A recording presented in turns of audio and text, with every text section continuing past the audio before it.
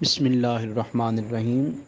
سوال پوچھا ہے کہ بعض لوگ نماز پڑھتے ہوئے بار بار اپنی قمیص سیدھی کرتے ہیں رکوع سے اٹھتے ہوئے یا سجدے سے اٹھتے ہوئے، تو کیا نماز درست ہوگی؟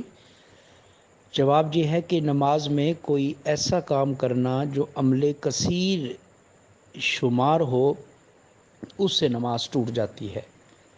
عمل کثیر کا مطلب یہ ہے کہ کوئی کام اتنی طوالت سے کرنا کہ باہر سے آنے والا کوئی بندہ نمازی کو یہ کام کرتے دیکھے تو وہ یہ خیال کرے کہ یہ نماز نہیں پڑھ رہا، یہ بھی عمل کثیر ہے۔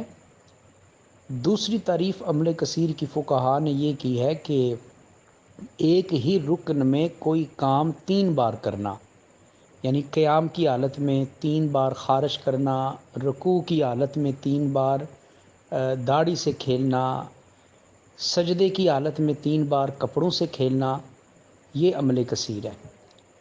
تو بہرحال نماز ادا کرتے ہوئے جو نمازی قمیض بار بار سیدھی کرتا ہے، یہ عمل کثیر کے زمرہ میں نہیں آئے گا، کیونکہ یہ ایک رکن میں ایک ہی بار عمل ہوتا ہے، لہٰذا دوبارہ نماز پڑھنے کی ضرورت نہیں ہے، نماز درست ہے۔ مگر یہ چیز آداب نماز کے خلاف ہے، نماز کی روح کے خلاف ہے، اس عمل سے احتیاط کرنی چاہیے۔